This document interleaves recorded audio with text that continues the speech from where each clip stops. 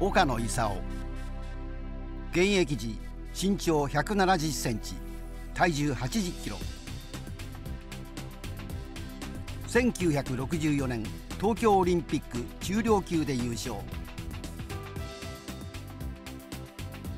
翌1965年ブラジルで行われた世界選手権中量級でオール一本勝ちで優勝。全日本選手権では昭和42年から3年連続決勝に進み2回の優勝を成し遂げ、昭和の姿三四郎と言われた。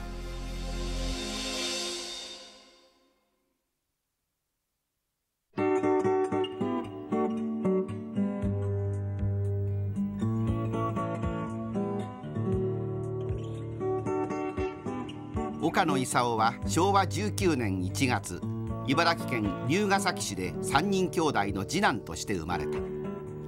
中学1年から柔道を始めた岡野はめきめきと力をつけ、龍ケ崎一高時代インターハイ個人戦で3位、昭和36年の秋田国体では優勝の原動力となり、早くからその素質が期待されていた。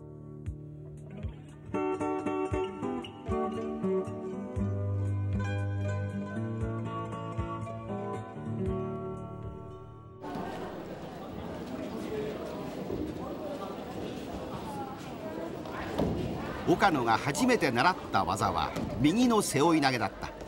次いで小内刈りを習い、中学の終わり頃には袖釣り込み腰もできるようになった。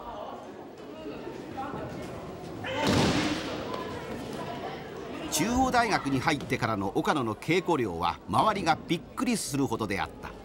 この打ち込みに1時間以上もかけることも多かった。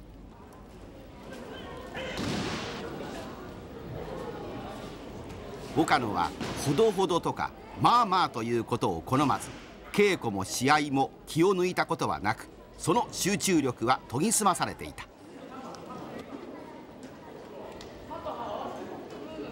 小さいものが大きなものを倒すには一発では難しい。いろいろと連絡技で攻め、相手が技を返そうとするところを自分の得意技に持っていく。立ち技も寝技も同じようにでき、オールラウンドな柔道ができなければと、岡野は新しい技の開発に努め、年に1つか2つの技をマスターしていった。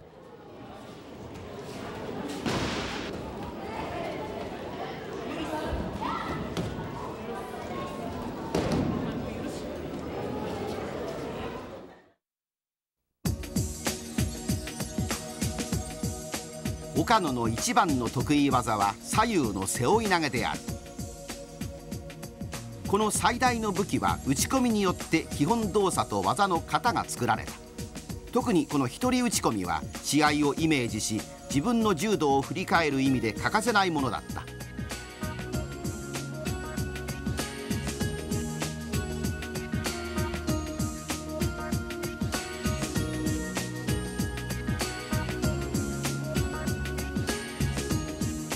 木を相手に打ち込みをすると気合が乗ってくる。常に一定の足幅、つま先の方向、体の反り具合がコンスタントに形に収まるように注意して繰り返した。この打ち込みを1日1000本を目標として行った。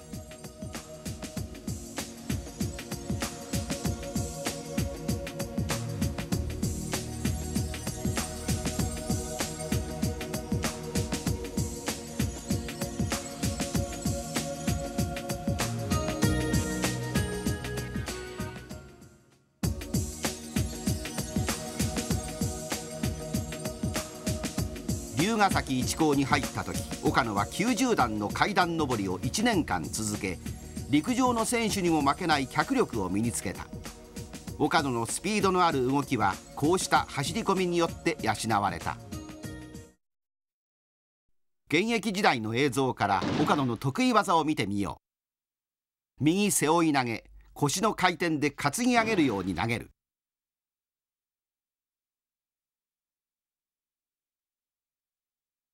左一本背負い、組み際によく決まった。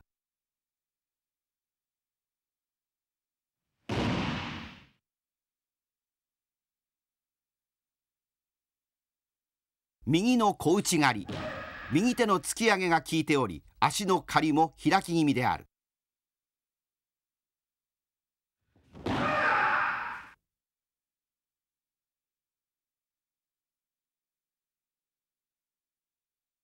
相手の内股を身を捨てながら投げる横車は岡野ならではの技である。全日本選手権で決めた横車は今も語り伝えられている。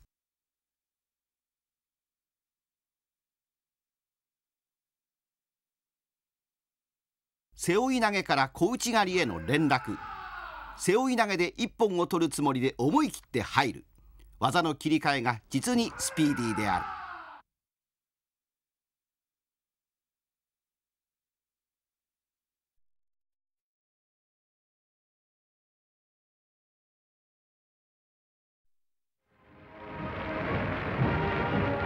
昭和39年10月10日、東京オリンピックは秋晴れの国立競技場で幕を開けた。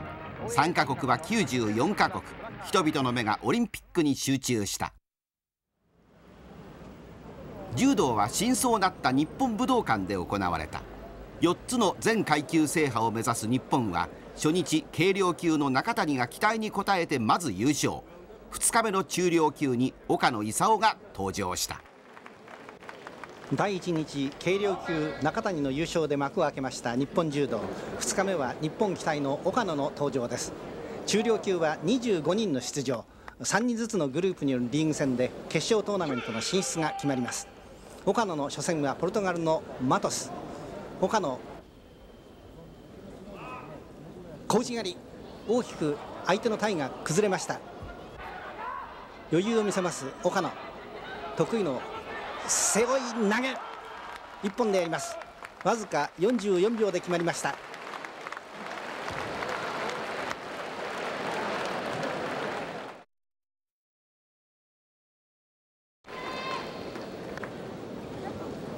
いよいよ中量級の準決勝でやります。岡野の準決勝の対戦相手は韓国の金。金は日本の天理大に留学中の選手。岡野も最大の難敵と見ています。事実上の決勝戦と見られる相手であります。岡野背負いを狙います。もう一度金、これを返しました。しかし場外、危ないところ、岡野危ないところ、場外でやります。小外掛け、互いによく攻め合っていますが決まっていません。岡野の背負い、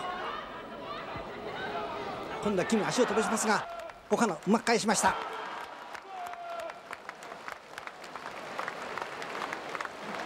この返し技が有効ポイントとなり、岡野は金擬態を破って決勝に進出。ドイツのホフマンと対戦した。50畳敷きの試合の中で丁寧に一礼いたしました両者。早くもホフマン突っかけまして試合開始。岡野の一本強い、ぐるっと回りました。技はどうか。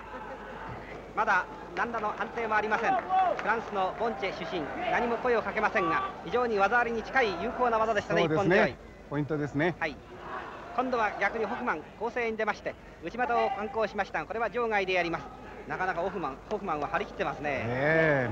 岡野はちょっとこの相手の規制にびっくりしたような表情でありますが、しかしそこは自信を持っております。よく見てさばいております。1分経過と返し技、これまた大きくよろめきましたホフマン。しかし1本はかかっておりません。今度は寝技に入りました岡野、上から攻めます。これを帯を持ちまして引っ込み返しになっておりますが、ここで岡野うまく回り込みました。相手の腕とそして首を固めました。横四方固め、抑え込みに入りました。横四方固めであります。ホフマン果敢に大きく右足を跳ね上げまして暴れております。そうです、右手もしっかりと相手の帯を掴んでいます。左は相手の股の間。ホフマン帯に手がかかりました。ぐるっと回ります。25秒経過、あと2秒です。あと1秒。さあ抑え込み1本取るかどうか。ゴング聞こえません。ゴング鳴りました。ゴング鳴りました。岡野横四方固め、横四方固め、ドイツのホフマンを破りました。1分と40秒ぐらい、日本の岡野中量級の優勝であります。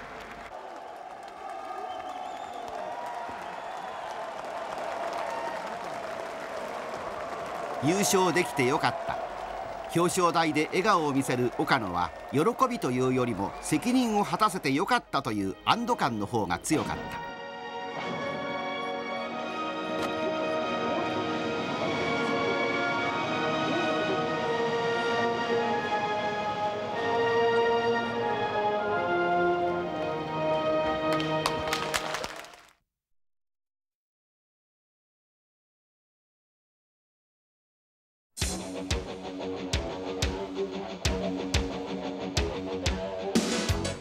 岡野は昭和39年と41年に全日本選手権に出場しているが、この時は上位進出がならなかった。決意も新たに3回目の出場になる昭和42年の全日本柔道は4月29日日本武道館で行われた。岡野は予選リーグで東京代表の西村選手と対戦した。特に大きい人とやった場合にはですね、まともに一発食らうと受け方をですね、タイミング1呼吸ずれるとですね、タイミング1呼吸ずれるともう吹っ飛んじゃうんですね。ですから基本的にはやられる前にやっちゃうというのが私の大体戦いの基本姿勢だと思うんですね。やられる前にやると。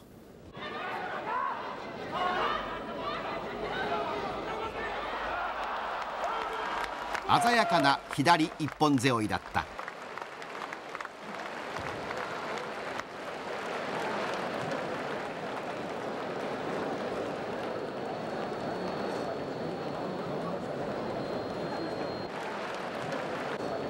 この後予選リーグで全勝をした岡野は2日目の決勝トーナメントの準決勝で近畿の松坂五段と対戦した。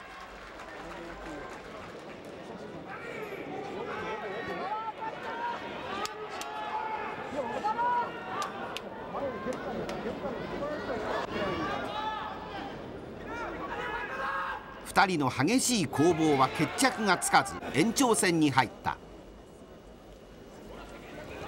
岡野は背負い投げの連続攻撃を見せる。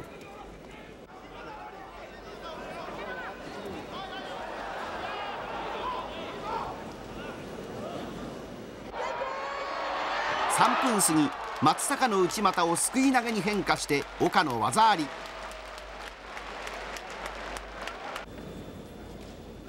リードされた松坂、必死の反撃を試みる。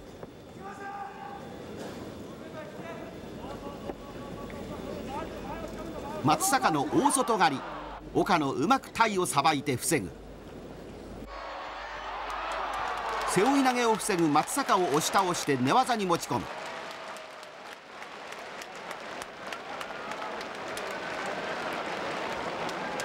横四方から崩れ上四方固めに決める。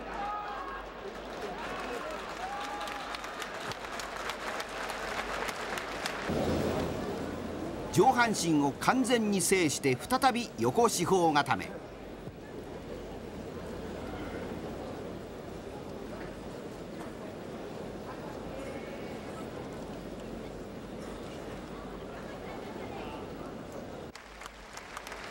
技あり合わせて1本。岡野は松坂を下して決勝に進出した。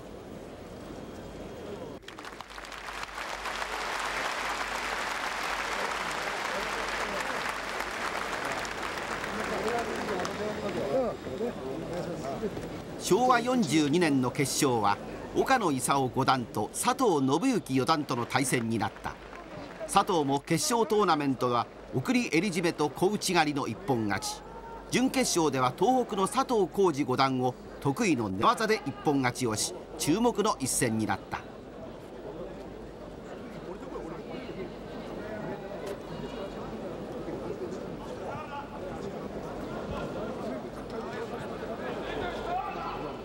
佐藤は大内刈り体落とし、岡野は背負い投げ小内刈りで攻める。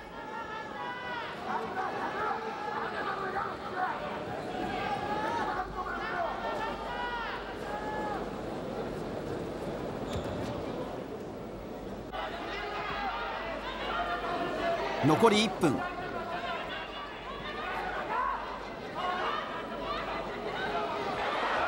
岡野左一本背負い技あり。タイミング良い岡野の得意技だった。この後佐藤の必死の反撃も及ばず岡野が初優勝を飾った。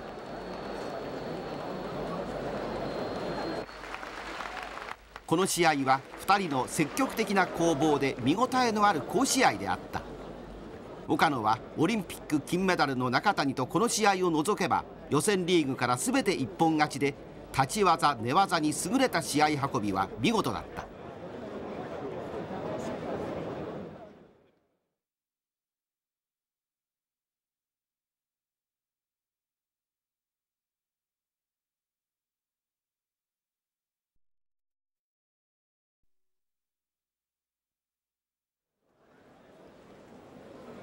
翌昭和43年全日本選手権の決勝は近畿代表の松坂武五段と2連覇を狙う岡野勲五段の対戦となった。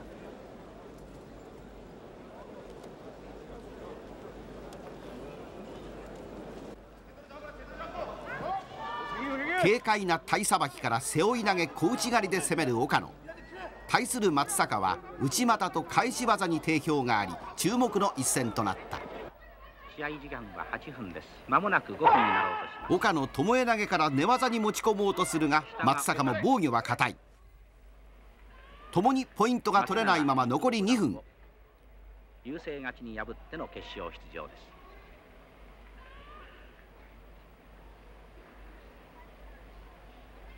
残り時間は1分。松坂の右内股、岡野宙に浮き松坂のポイント。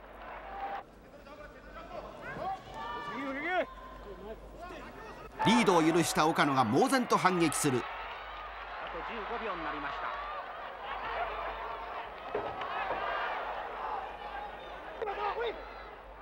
た。来い来いと大きな声を発して激しく攻める。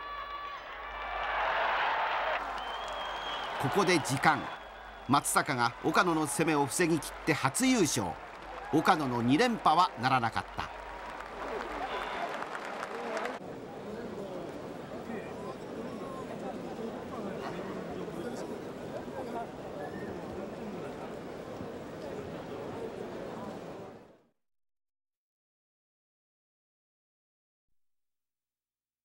昭和44年全日本柔道選手権2度目の優勝を狙う岡野は1回戦を送り襟絞めで勝った。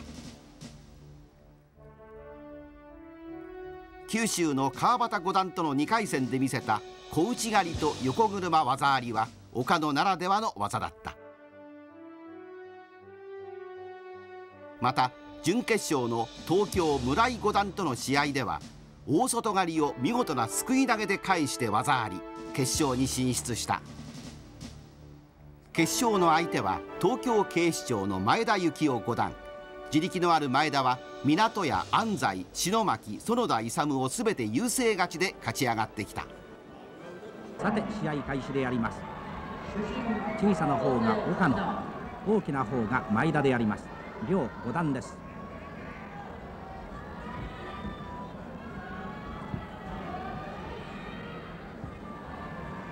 なお決勝戦は試合時間10分、延長は1回だけ行われておりまして延長時間は5分であります。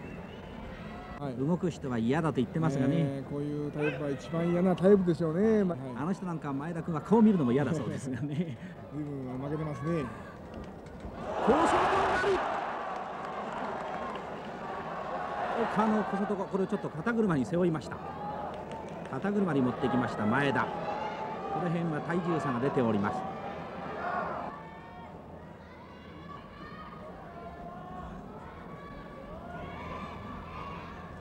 おっと誰から小外、あれ得意ですね。ただもう今の場合はもう引き手持ってませんからね、どうしてもああいうふうな中途半端な格好になってしまいましたね。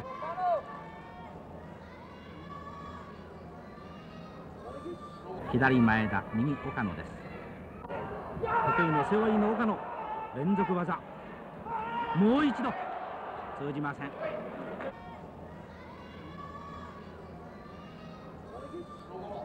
岡野が勝てば2度目の優勝。背負い投げの岡野、小外刈り、技あり。背負い残した前田を右から小外で刈りました。岡野、技ありを取りました。時間は6分40秒であります。前田左内股、岡野こらえた。時間はほとんどありません。時間はありません。左から4になりました。試合終了。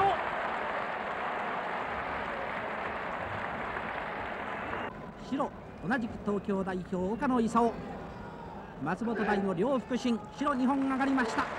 岡野勲五段の2回目の優勝であります。よく戦いましたね、岡野君は。よくやりましたね。まあ本当に見てましてね、小さな体でね、本当にその思い切ってね、自分の体をもう全身使ってね、戦っている姿、これがやはり本当の柔道の姿じゃないですか。そうですね。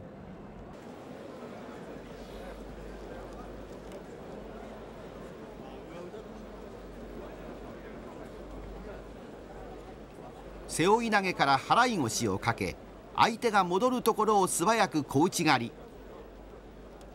技ありだったが巧みな連絡変化であった。岡野の攻撃柔道は固め技も立ち技と同じようにこなし、オールラウンドな攻防ができたことが制覇につながったと言えるだろう。中量級だけで柔道をしていたら技の開発もなく、全日本のタイトルは取れなかったのではないかと岡野は言う。2度目の優勝を成し遂げた岡野はその後引退を表明した。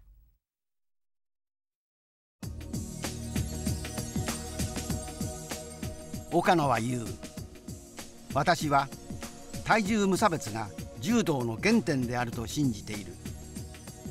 勝ち負けはともかく無差別で戦えること、同じ土俵で戦えることが魅力であり、それが本来の柔道の姿である。そのことを全ての柔道修行者が認識して、小よく大を制する柔道を目指してほしい。私は日本の柔道がいつまでも本来の柔道の姿であってほしいと切に願い、それを伝え続けたいと思っている。